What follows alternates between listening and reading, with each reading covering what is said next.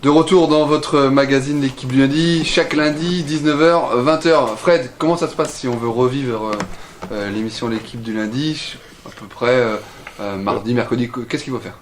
On attend que Romain mette ça en boîte et qu'il le balance sur le Facebook ou sur le Twitter et vous reverrez l'émission sur Twitter L'équipe du lundi et le Facebook L'équipe du lundi Radio G. Voilà, Facebook, voilà. Twitter. Facebook c'est L'équipe du lundi Radio G, le nom de l'ami. Oui, et Twitter L'équipe du lundi. Vous rejoignez. @LDL, voilà. Vous tapez L'équipe du lundi, forcément vous allez retomber sur @l'équipe du lundi. Merci Fred pour la précision. Bien sûr, L'équipe du lundi sur les réseaux sociaux depuis très très longtemps déjà. On n'a pas besoin, nous, de communauté manager. On a avec la personne de Fred. Bienvenue dans le magazine L'équipe du lundi pour cette deuxième mi-temps. On parle de SCO.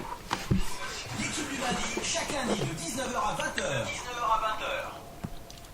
Mercredi matin, on aura cette vidéo, ou 2 ou 3 si Romain se fait plaisir, on espère en tout cas.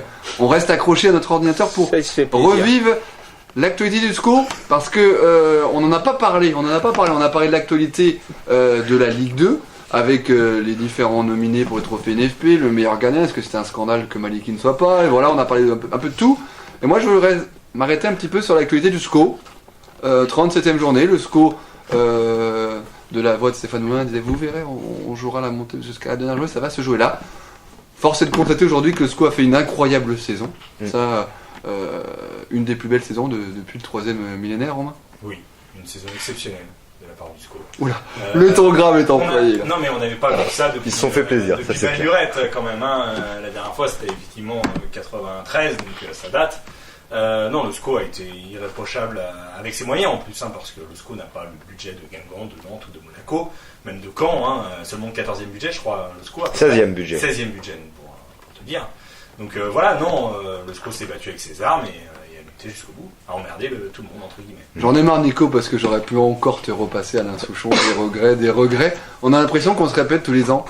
Mais le SCO avance quand même. Le SCO progresse, non mais clairement, on l'a vu déjà, le SCO a progressé pendant la saison, avec une première partie de saison où ils ont eu du mal face aux plus grosses équipes, ils ont réussi à faire des résultats pendant la deuxième partie de saison. Mais est-ce qu'il y a plus de regrets que les autres années? Cette année, c'est la question que j'ai envie de vous poser, parce que on n'a jamais été aussi proche d'une montée en Ligue 1 du Graal, même si Romain Gallard n'y croyait pas.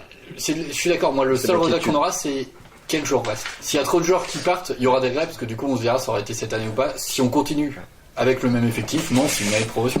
Je suis assez inquiet moi parce que le SCO devrait vraisemblablement terminer 4ème, hein, soit 63 points, ce qui était synonyme parfois pour certaines équipes selon les championnats de monter en Ligue 1. On reste sur les regrets. Ouais, alors, parce qu'après il faut poser la question, est-ce qu'on peut s'en relever? Voilà. Des regrets, oui, forcément, parce que quand tu fais une saison et que tu termines à 60 ou 63 points, c'est qu'en général, tu pouvais postuler aux 3 tickets pour monter. Maintenant, oui, des regrets, il y en a. Est-ce que Fred, quand tu as le 15-16e budget de Ligue 2, tu peux avoir des regrets au sort de la 37e journée de Ligue 2? Moi, je dis oui, parce que le SCO a créé, si on parle beaucoup de Guingamp, même si Romain est pas trop d'accord, Guingamp a fait un super travail avec un jeu fluide et un jeu de qualité. Mais le SCO était pas loin derrière. Oui, tous les entraîneurs te diront le SCO, c'est impressionnant ça. Oui, c'est vrai que le SCO derrière Guingamp proposait sûrement le plus beau football et beaucoup d'entraîneurs le disaient quand ils venaient jouer à Jambouin ou quand le SCO allait chez eux. Mais après, je sais pas si le budget c'est vraiment une chose importante. 15e budget, voilà, ça veut rien dire. Les 3-4 premiers. Ouais, mais regarde, le SCO ces dernières années avec des petits budgets a réalisé des belles perfs parce qu'ils se font prêter des joueurs. Oui. Je crois que maintenant, désormais, le budget ne fait plus le fait que tu sois dans Lens fait partie des plus gros budgets et on voit que Lens chaque année déçoit et redéçoit. Qui monte, c'est Nantes, c'est Monaco. Je trouve Guingamp, est-ce qu'ils ont un gros budget? Je pense que c'est un faux débat. C'est un faux débat là. Moi, pour une fois, je suis d'accord avec Romain, parce que Monaco-Nantes, mais là, je voudrais qu'on reste sur le SCO. Hein. Monaco-Nantes, c'est normal. Guingamp, quand même, c'est un petit peu l'invité surprise. Et je pense que le SCO aurait pu prendre ce maillot. Il y a toujours un invité surprise, on l'a vu sur les 4 dernières saisons. Il n'y a pas lancé le débat. Mais non, mais tu dis que c'est Guingamp, c'est l'invité surprise. Moi, je reviens sur le fait du budget. Pour moi, c'est pas le budget qui a fait que cette année, le SCO ne monte pas, c'est tout. C'est beaucoup de matchs à l'arrache. C'est 21% de buts marqués dans les arrets de jeu. Ça, c'est la thèse de Romain. Ça, excuse-moi. Quand t'as plus de chance. Je suis pas d'accord avec toi. Je crois qu'il faut rester sur. Attends. Il faut rester sur le sportif. Quand tu marques 21% de tes buts dans les arrêts de jeu, c'est que quand même c'est un peu à l'arrache, quoi. C'est pas sur un match que tu gagnes tes matchs, et peut-être sur 6-7 matchs. Et ben c'est pour ça qu'il manquait quelque chose. Ah bah il manquait plus que quelque chose, parce que Guingamp a assuré des victoires bien avant les arrêts de jeu, bien avant la mi-temps parfois, donc... Il manquait quoi? Il manquait certains joueurs.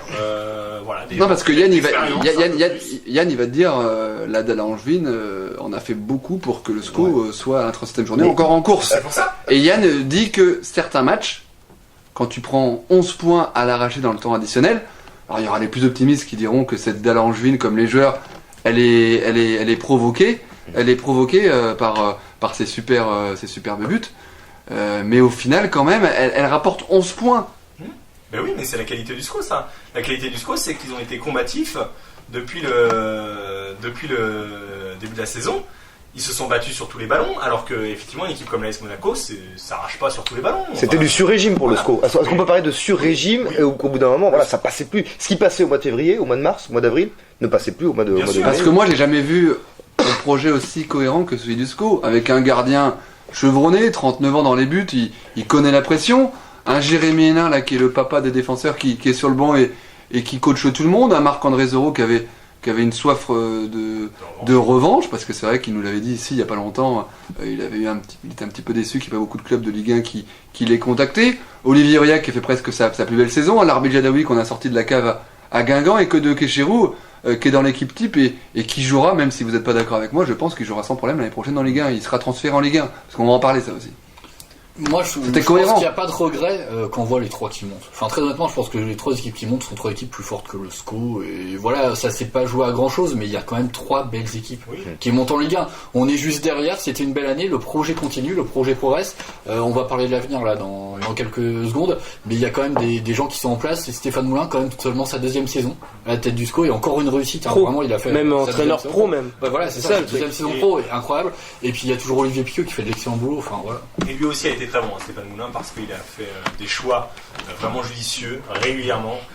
Il n'a pas hésité, il a fait rentrer des joueurs à vocation, enfin des attaquants à certains moments. Je revois cette sortie de Lemaire là, cette sortie de Lemaire contre Caen, il me semble, à la 30e minute. Si déjà c'est pas un risque de faire ça, il y a beaucoup d'entraîneurs qui auraient attendu la mi-temps, lui il a sorti au bout de 30 minutes.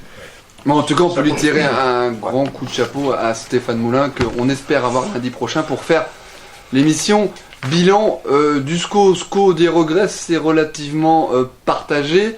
Moi, je pense vraiment qu'il y a clairement des regrets sur cette saison. Parce que quand tu montes pas et quand tu finis à la place du con, 4ème, faut s'en relever. Et l'année prochaine, il faudra s'en relever, il faudra repartir tambour battant fin juillet. Romain, t'es pas d'accord? Tu penses que la continuité va être la même? Ça, je sais pas, mais je sais que faut s'en relever des recrues, des personnes qui sont espérées au SCO, a priori. Mais tu vas pas chambouler tout. Moi, j'ai le sentiment qu'il va y avoir une continuité. Il n'y aura pas de lessive cet été. Non, tu peux pas avec une saison comme ça. Il n'y aura pas de lessive, mais justement, je pense qu'ils vont apporter un peu d'expérience. Et les noms qui circulent, en tout cas, me plaisent beaucoup. Justement, voilà. Les premiers noms. Laurent Bonnard, qui est passé par... J'étais au courant, ça, Fred, Laurent Bonnard. Par contre, Konaté, ça, j'étais pas au courant. Laurent Bonnard, Blaillac, c'est les deux noms qui reviennent beaucoup sur la place angevine.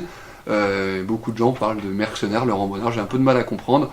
Il a passé de nombreuses saisons au Mans. Il a fait un passage compliqué à l'Olympique de Marseille. Laurent Bonnard, ça peut être une très belle recrue. Puis mercenaire ou pas, il est surtout très bon, quoi. Hein. C'est-à-dire que... C'est un Yves Deroff encore plus fort. Yves Deroff encore plus fort. Il est quand même solide. Bon, il n'a pas joué en Ligue 2 depuis un bail, mais... Il fait tout court, même. Voilà. Enfin, oui, il a joué quelques matchs, 4 matchs, je crois, en Ligue 1 cette saison. C'est très peu, très faible, il est à Lille. Mais ça reste un arrière-droit de qualité, donc honnêtement... En tout cas, il a fait Le Mans, Marseille, et il s'est relancé à Lille. Il y a également... l'équipe de France à un moment donné. Et également, si c'est vrai, également le nom de Jérémy Blaillac. Oui, alors Blaillac, c'est un attaquant. Oui, voilà, parce que là, on sort les deux noms, Konaté, là, et puis... Konaté, Blaillac, Bonnard. Voilà. Bonnard, Blaillac, et Konaté, c'est tout nouveau, là. Bonnard et Konaté, c'est deux défenseurs. Ce qui a manqué, je pense, au SCO cette année, c'est un buteur qui puisse appuyer Kéchirou, parce que si on enlevait Kéchirou, il n'y avait plus d'attaquant. Donc, est-ce qu'il faut recruter vraiment deux défenseurs, ou même si Laurent Bonnard est bon... Parti encore. Boyer n'est pas parti. Voilà, même si Bonnard est très bon, je pense, dans son jeu, faut peut-être mieux chercher un attaquant avant. C'est surtout parce que Fall est en fin de contrat. En tout cas, le journal des transferts a démarré dans l'équipe du lundi. Sur les tablettes arrivées, Bonnard, Blaillac et T'as présenté Blaillac, hein? Blaillac, tout ça, il est passé par Tours notamment, enfin il était à Tours cette saison. Alors Blaillac c'est un milieu offensif attaquant, hein, mais c'est quelqu'un qui va. Ça fait longtemps que le SCO est dessus. Et, oui, chaque année on l'entend. Chaque année on l'entend. Il est vraiment très bon. Alors après il marque pas beaucoup de buts, hein. C'est quelqu'un qui marque pas plus de 10 buts dans sa saison, mais qui marque régulièrement quand même. Donc, parce que quand il était à Boulogne, c'est lui qui faisait toutes les passes à Thiel, à Grégory Thiel, quand il était un des meilleurs buteurs de Ligue 2 à l'époque. Et enfin, Fred Konaté, l'info vient de tomber il y a pas longtemps. C'est un chamois niortais, un défenseur de 33 ans. Voilà. Et avec la signature du Nantais hein, qui va s'engager, ça s'était révélé par 20minutes.fr, le Nantais Touré qui jouera Birama. Voilà, Birama Touré. C'est pas mal. C'est pas mal. Voilà. Pas mal. C'est le Birama Touré. Non, c'est pas. C'est un Touré, mais c'est pas le Birama. C'est Touré en français. C'est pas le Touré de Monaco qui marque. C'est pas Yaya Touré. C'est pas Kolo Touré. C'est pas Yaya Touré. Il me semble que c'est Birama Touré. C'est Birama Touré. En tout cas, on va juste vérifier avec Fred. Et enfin, en départ probable, il y a Grégory Maliki. C'est un gros point d'interrogation. Oui, Maliki. Effectivement, puisqu'il n'a jamais été prolongé. Hein. Donc c'est ça ce qui est inquiétant parce qu'il le mérite. Il mérite très d'être prolongé. Après, c'est vrai qu'il a 39 ans. Et voilà, et je pense que les dirigeants aimeraient peut-être lancer Alexandre Letellier dans le grand bain. C'est terrible pour Grégory Maliki parce que je pense qu'il mériterait vraiment. C'est pas encore fait. Après, voilà, c'est pas fait. On va pas se prononcer. Mais c'est vrai que j'ai très peur pour le garder en juin et j'aimerais qu'il soit prolongé. Après. On parlait également Marc-André Zoro qui est en fin de contrat, Matarfal également. Et puis Kéchérou évidemment. Kéchérou par contre c'est un départ réel. Hein. Voilà, c'est pas que probable. Hein. C'était pas une surprise. Pour avoir discuté avec Stéphane Moulin quand même jeudi dernier, il m'a quand même dit qu'il tenait à féliciter Claudio Kéchérou pour sa saison. Il aura marqué le SCO de son passage. Et je lui souhaite bonne chance pour sa future carrière. C'est pas une surprise, Romain. Ça, c'est pas un départ. C'est pas une surprise, Romain. C'est pas probable, c'est un vrai départ. Romain est juste dans la conversation qui parle avec Stéphane Moulin. Non. C'est ça va pour dire. Ils sont au coin du T'as de la feu chance, tous les deux.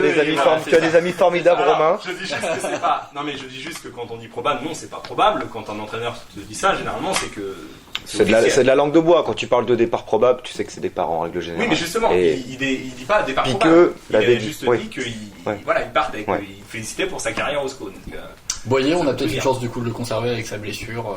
Il pourra peut-être rester, mais c'est vrai que si déjà Hénard, Zoro partent, on comprend quand même que Konato arrive et il va falloir d'autres défenseurs centraux.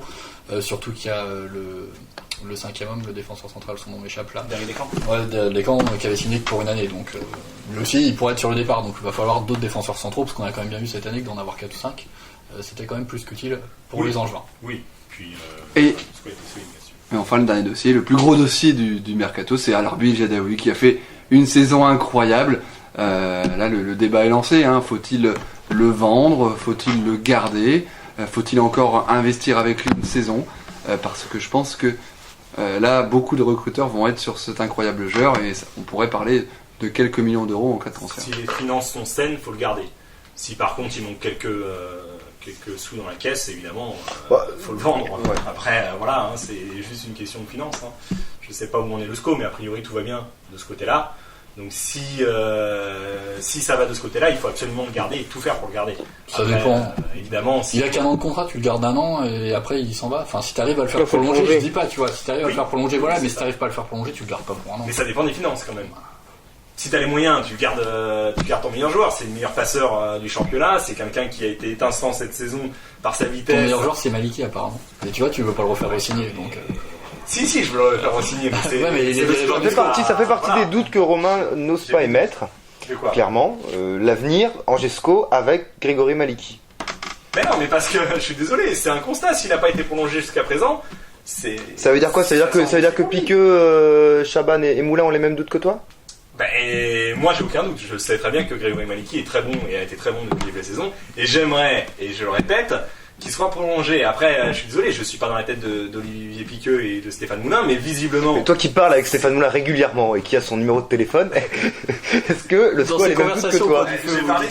J'ai parlé que de Claudio Kéchérou, donc bon. On évoquera le dossier Grégory Maliki. En tout cas, tu nous as annoncé le départ de Kéchérou, je crois que c'est quand même l'info de la soirée. On s'y attendait pas, c'est clair. Mais non, c'est beau. C'est la vérité.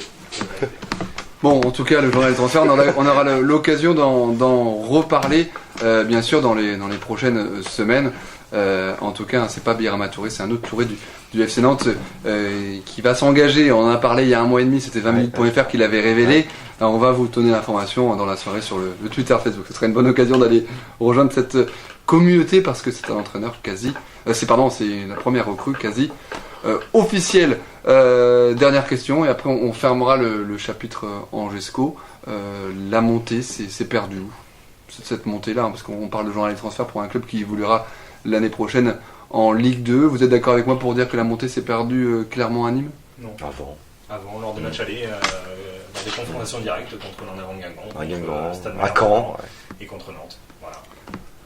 Voilà, t'as une explication rationnelle. Tu dis Monaco à domicile, t'as pas le droit de perdre. Nantes à l'extérieur, t'as pas le droit de perdre. Et Guingamp, t'as pas le droit de perdre à la dernière minute. Parce qu'à l'aller, on n'a pas été aussi fort qu'au retour. Parce que quand même, au retour, donc il y a une maturité à l'aller. Pourtant, au retour, les Angevins ont fait le taf. Quand même, Fred, dans les confrontations. Oui, on disait qu'ils avaient réussi à battre ou à faire des résultats face aux 5 premiers, ce qui n'était pas arrivé depuis 93-94, je pense. Donc non, c'était une bonne chose. C'est vrai que les matchs retour ont été face aux concurrents directs un peu mieux. Après, quand tu joues Monaco chez soi, au match aller, on a bien vu la supériorité monégasque. Il leur a fallu 2 occasions, ils les ont mis au fond. Voilà, c'est ce qui manquait vraiment, je pense, au SCO cette année, c'est d'être décisif au moment où il le fallait. Ne pas savoir tuer des matchs et des fois se faire revenir ou être mené alors que le SCO avait la main mise sur le match, être mené et du coup trimé. Et même si des fois ils arrivaient, comme on l'a vu et Yann le disait, je sais plus combien de points dans les arrêts de jeu, voilà, c'est ce qui a manqué au SCO, c'est de courir après le score, c'est de pas tuer un match, voilà, c'est de pas tuer un match, et ce qui fait la différence avec peut-être Nantes qui a réussi à tuer contre Caen le match là ces dernières semaines. Monaco le faisait à chaque match, quand fallait le tuer, il savait le tuer. C'est ce qui a manqué au SCO, c'est peut-être de l'expérience, de la qualité forcément pour pouvoir battre ces équipes du haut de tableau. Et ce qui est quand même triste dans cette histoire, pour revenir sur ce que dit Fred, c'est que au final, il y a quand même des équipes par le passé, il y a 3-4 ans, qui sont montées avec 63 points, soit le total final possible pour le SCO. Finalement, le SCO aurait été le meilleur outsider cette année, derrière des équipes comme Monaco, non, parce que je pense que le SCO n'a rien à envier à Guingamp, et qu'avec 63 points, ne pas monter, ça fait quand même mal. En tout cas, c'est clairement la phase aller face aux grosses équipes, aux gros cylindrés. Monaco, Nantes, Guingamp, face à ces 3 équipes, tu prends seulement donc 0 points face à Monaco, phase aller, tu prends 1 point à Monaco. Un point sur 6 contre l'AS Monaco. Non mais face aux 3 équipes qui montent, tu prends combien de points sur la phase aller? Guingamp, tu perds à l'aller et au retour tu fais match nul, tu prends un point sur 6. Nantes, tu perds à l'aller et tu gagnes le retour. Ah oui, c'était 0 points sur ces 3 équipes. Au match aller, 0 points. Et 0 aussi à Caen. Voilà. Voilà, donc en tout cas, on aura l'occasion d'en reparler la semaine prochaine avec Stéphane Moulin. Et la première recrue du SCO d'Angers, c'était bien sûr, c'est pas un Touré, c'est Ismaël Keita de Nantes, première recrue. Et ça, c'est un profil, un numéro 6. Ismaël Keita qui a très peu joué, qui joue pratiquement plus à Nantes, qui joue plus en réserve et qui s'est engagé avec le SCO d'Angers, qui reprendra bien sûr fin juin la route des entraînements. Et derrière, ça serait très chaud avec Konaté. A priori, Konaté, je pense que voilà, il ne devrait pas être très loin de s'engager au SCO, je pense. Mais en tout cas, on vous promet beaucoup d'informations et beaucoup de petites infos sur Twitter. On espère des scoops sur Facebook, sur Twitter, sur le journal des transferts et l'actualité d'Angesco, parce que ça va bouger dans les jours, dans les heures, dans les semaines, et ça va bouger avec Grégory Maliki. Que va-t-il faire et également Matarfal, ou plutôt également Alarbe Jadaoui, Kodo Kecherou. En tout cas, Fred, on compte sur toi pour avoir des petites infos, mais on va en avoir. Allez, on parle tout de suite à 19h54 dans les 6 dernières minutes de l'équipe de lundi de l'actualité de la veille anti-de-table.